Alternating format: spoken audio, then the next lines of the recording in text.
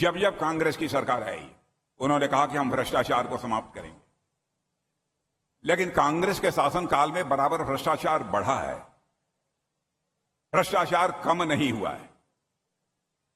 और मैं याद दिलाना चाहता हूं आपको कि एक बार राजीव गांधी जी ने भाषण देते हुए कहा था क्या करें हम, भ्रष्टाचार इतना बढ़ गया है, हम दिल्ली से 100 पैसा भेजते हैं तो लोगों के पास बामुश्किल 15 पैसा पहुंच पाता है। यह राजीव गांधी जी ने प्रधानमंत्री रहते हुए अपनी मजबूरी व्यक्त की। लेकिन भ्रष्टाचार को न तो कम कर पाए न भ्रष्टाचार को दूर कर पाए। बहनों भाइयों, इस चुनौती को यदि किसी ने स्वीकार किया तो हमारे प्रधानमंत्री नरेंद्र मोदी जी ने स्वीकार किया। और आपने देखा, लोगों का जनधन खाता खुलवाकर आधार और मोबाइल तीनों को मिलाकर ऐसी त्रिमूर्ति तैयार कर दी। आज दिल्ली के बैंक से 100 पैसा चलता है तो आपके जेब में 100 का 100 पैसा पहुंचता है, एक पैसा भी भ्रष्टाचार की भेंट नहीं चढ़ने पाता है। यानी भ्रष्टाचार पर यदि अंकुश लगाना है तो भाषण देकर भ्रष्टाचार पर अंकुश नहीं लगाया जा सकता। भ्रष्टाचार को समाप्त करने के लिए सिस्टम में बदलाव लाना होगा, व्यवस्था में बदलाव लानी होगी। और यह काम कोई कर सकता है तो केवल भारतीय जनता पार्टी ही कर सकती है। अब मैं एक उदाहरण देना चाहता हूं। भारत का कद दुनिया में कितना ऊंचा हुआ है, शायद इसको आपको कल्पना नहीं होगी। पहले दुनिया में भारत के बारे में लोग चर्चा करते थे तो लोग कहते थे भारत यह कमजोर भारत है, भारत यह गरीबों का भारत है। भले ही हमारी जनसंख्या बहुत अधिक थी, लेकिन लोग कहते थे कमजोर भारत है, गरीब भारत है।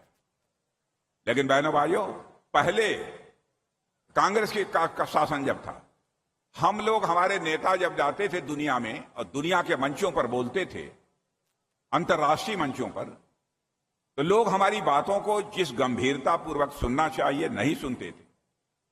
लेकिन आज भारत की ताकत दुनिया में इतनी बड़ी है कि भारत का कोई नेता जाता है और दुनिया के मंचों पर बोलता है तो सारी दुनिया कान खोलकर सुनती है कि भारत बोल क्या रहा है। यह भारत की हैसियत सारी दुनिया में बनी है, यह भारत की हैसियत सारी दुनिया में बनी है। दुनिया की नजरों में भारत का कद बड़ी तेजी के साथ बढ़ा है। अब एक घटना मैं आपको बतलाना चाहता हूं। रूस और यूक्रेन के बीच लड़ाई चल रही है, आप लोगों को मालूम है? कितने लोगों को मालूम है? इधर रूस और यूक्रेन के बीच लड़ाई चल रही है, मालूम है? वाह, बहुत अच्छा, बहुत जागरूक लोग हैं। 2 साल से लड़ाई चल रही। लड़ाई जब प्रारंभ हुई उस समय भी रूस की तरफ से बम, गोले, मिसाइल तो लगातार चल रहे थे यूक्रेन के ऊपर, और यूक्रेन की तरफ से भी यह सब सारी चीजें रूस के ऊपर चलाई जा रही। यूक्रेन में हमारे भारत के रहने वाले लगभग 25-30 हजार बच्चे, कोई इंजीनियरिंग की पढ़ाई कर रहा था, कोई मैनेजमेंट की पढ़ाई कर रहा था, कोई तरह तरह की वहां पर पढ़ाई लोग कर रहे थे, कोई मेडिकल की पढ़ाई कर रहा था। उनके माता पिता जो भारत में रहते थे वो बहुत परेशान हुए और वो सीधे उनका एक प्रतिनिधिमंडल हमारे प्रधानमंत्री जी से मिला और कहा, मोदी जी, चाहे जो कुछ भी हो जाए, हमारे बच्चे जो इस समय यूक्रेन में पढ़ाई कर रहे हैं, क्योंकि लड़ाई चल रही है रूस और यूक्रेन की, आप उनको निकालकर भारत ले आइए। अब आप बतलाइए कितना कठिन काम था। लेकिन मोदी जी ने क्षण भर देर नहीं लगाई। उन्होंने रूस के राष्ट्रपति मिस्टर पुतिन से बात की और यूक्रेन के राष्ट्रपति मिस्टर जेलेंस्की से बात की। और बहनों भाइयों, जानकर आपको खुशी होगी, रूस और यूक्रेन का युद्ध 4.5 घंटे के लिए रुक गया और हमारे 22,000 बच्चे यूक्रेन से चलकर भारत आ गए। हमारे 22,500 बच्चे यूक्रेन से चलकर भारत आ गए। यह है भारत की ताकत, यह है भारत की ताकत। अब भारत अब कमजोर भारत नहीं रहा है, भारत अब दुनिया का ताकतवर देश बन गया है। इसलिए मैं इस बात की आपसे चर्चा कर रहा हूं। कोरोना आप लोगों के यहां हुआ था कि नहीं? हाथ उठाइए, कोरोना हुआ था कि नहीं? यहां पर हुआ था। बहनों भाइयों, जिस समय कोरोना हुआ था उस समय हमारे यहां कोरोना का जो टीका होता है, इसे वैक्सीन बोलते हैं, वह नहीं बनती थी। बड़ी मुसीबत हुई, कैसे भारत में रहने वाले लोगों के, अपने भारतीयों की जान बचाई है। प्रधानमंत्री जी तुरंत चलकर खुद ही बंगलोर पहुंच गए वैज्ञानिकों के पास और कहा, भाई वैज्ञानिकों भाइयों, चाहे हमको जो भी जितना पैसा लगेगा, जो करना होगा हम सब करेंगे, लेकिन कोरोना का कोई ना कोई वैक्सीन निकालिए, कोई टीका निकालिए ताकि लोगों की जान बचाई जा सके। अब देखिए हमारा प्रधानमंत्री कितना संवेदनशील है। उसके बाद वैज्ञानिकों ने भी ठान लिया, अरे हमारे देश का प्रधानमंत्री, यदि उसका हाथ हमारी पीठ पर है, हम क्यों नहीं टीका तैयार कर सकते। उन्होंने कोरोना का टीका तैयार कर दिया, कोरोना का वैक्सीन तैयार कर दिया। और आपको जानकारी होगी, भारत में रहने वाले हर नागरिक को कोरोना के टीका की 2 डोज 3 डोज लगी कि नहीं। आप लोगों को भी लगी होगी, कम से कम 2 डोज 3 डोज लगी कि नहीं। पीछे के लोग बतलाइए, लगी कि नहीं।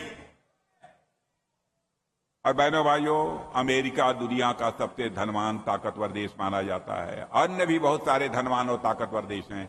मैं दावे के साथ कह सकता हूं, वहां के सभी नागरिकों को कोरोना का 2-3 टीका नहीं लगा है तो केवल 140 करोड़ की जनसंख्या के भारतवासियों को ही 2-3 डोज यह कोरोना का टीका लगा। और आपको जानकर खुशी होगी, हमारे वैज्ञानिक कितने प्रतिभा संपन्न हैं। उन्होंने केवल भारतवासियों की रक्षा के लिए ही कोरोना नहीं तैयार किया, दुनिया के 100 देशों को कोरोना का टीका मुहैया कराने का काम किया। तो आपके और हमारे देश भारत ने मुहैया कराने का काम किया। मेरे बहन भाई, यह है हमारे भारत की ताकत। धन दौलत के मामले में देखिए, धन दौलत के मामले में भारत 2004 में जब डॉक्टर मनमोहन सिंह जी कांग्रेस के प्रधानमंत्री बने, हमारा भारत दुनिया के देशों में 11वें स्थान पर था। 10 साल तक डॉक्टर मनमोहन सिंह जी के नेतृत्व में कांग्रेस की सरकार थी, तो दुनिया में हमारा भारत धन दौलत के मामले में, अर्थव्यवस्था के आकार के मामले में 11वें स्थान पर खड़ा था। 10 साल के बाद प्रधानमंत्री रहने के बावजूद, लेकिन मोदी जी के प्रधानमंत्री बनने के बाद कान खोलकर सुन लेना मेरे बहनों भाइयों, करिश्मा हुआ है। जो हमारा भारत धन दौलत के मामले में, अर्थव्यवस्था के मामले में दुनिया के देशों में 11वें स्थान पर खड़ा था, वह मोदी जी के प्रधानमंत्री बनने के बाद 8 साल में ही वह 11वें स्थान से जंप लेकर 5वें स्थान पर पहुंच गया। और दुनिया के बड़े बड़े अर्थशास्त्री विद्वान यह कहते हैं कि वह समय दूर नहीं है कि 2027 यानी 2.5-3 साल के बाद यही हमारा भारत धन दौलत के मामले में दुनिया के टॉप 3 कंट्रीज में आकर खड़ा हो जाएगा।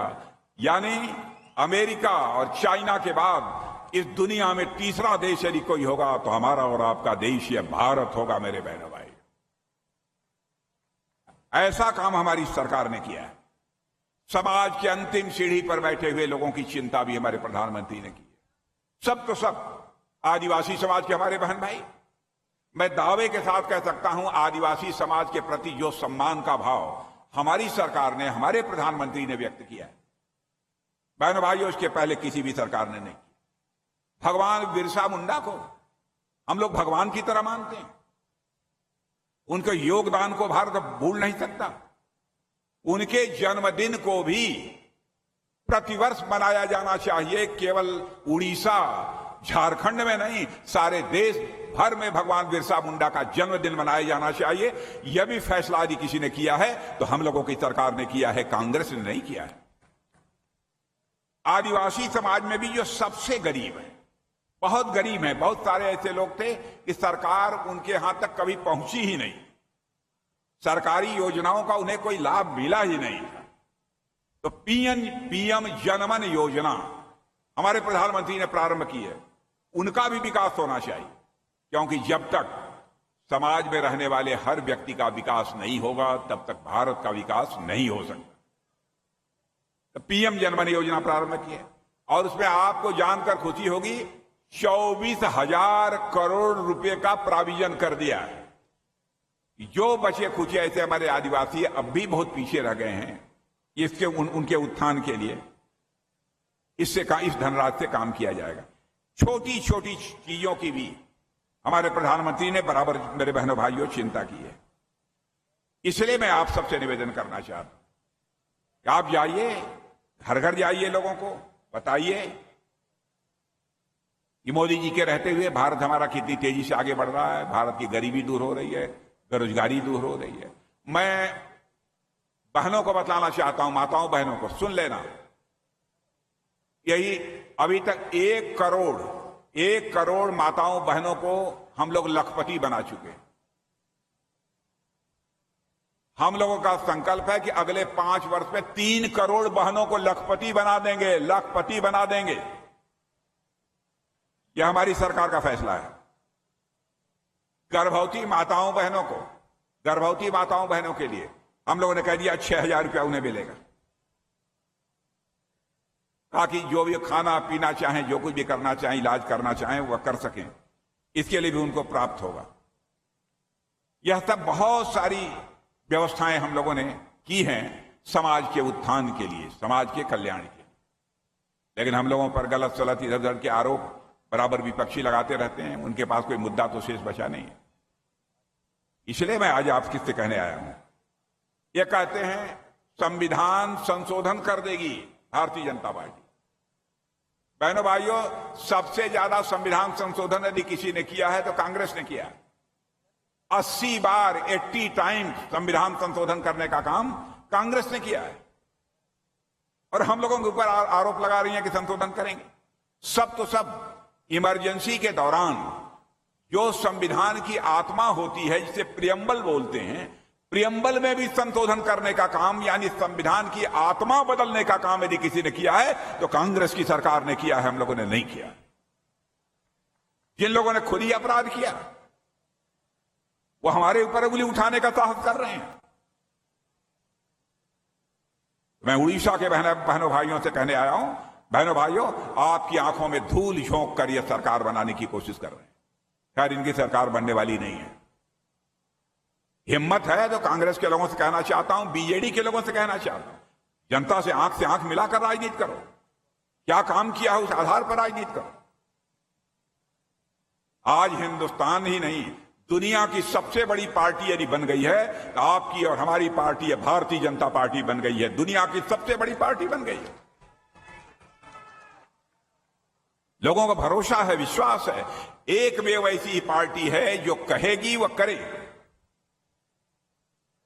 कहने और करने में अंतर होने के कारण हम भारत की राजनीति में विश्वास का संकट किसी भी सूरत में पैदा नहीं होने दें।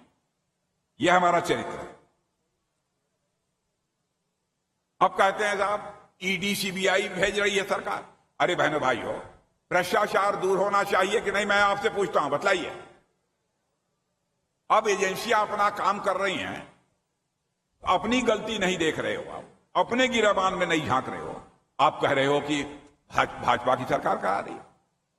अच्छा, मैंने कहा कि मान लिया ईडी सीबीआई गलत काम कर रही है, आप अदालत जाओ ना, अदालत से तो आपको इंसाफ मिलेगा, न्याय मिलेगा। आप हमारे ऊपर दोष क्यों उसका बढ़ रहे हैं? बहनों भाइयों, हम लोग का उद्देश्य केवल इस देश को एक कद्दावर देश बनाने का, हमारे भारत माता का मस्तक सारी दुनिया में ऊंचा होनी चाहिए, यही हम लोगों की ख्वाहिश है। और इसीलिए हम जनता के बीच जा रहे हैं, और चुनाव के माध्यम से स्वाभाविक है हमारी ताकत का एहसास होगा। इसलिए मैं आप सबसे अपील करने आया हूं। अच्छा, इसलिए मैं आप सबसे अपील करने आया हूं। इसलिए हमारे कैंडिडेट क्या नाम है, इसीलिए मैं आप लोगों से कहने आया हूं कि हमारे कालीराम जी मांझी का भाषण सुना ना आप लोगों ने? देखिए, बहुत अच्छा बोलते हैं। अब भगवान ने शरीर से भी ठीक ठाक बनाया है इनको, शरीर से भी ठीक ठाक बनाया है। आपके लिए कहीं लड़ने की भी जरूरत होगी तो हमारे कालीराम मांझी के अंदर वह ताकत है, आपके लिए लड़ सकते हैं मेरे बहनों भाई। इसलिए इनको कमल के फूल का बटन दबाकर भारी मतों से विजय दिलाइए। घर घर जाइए, एक भी मतदाता आपके क्षेत्र में बचना नहीं चाहिए जिसका कि मतदान न हो जाए।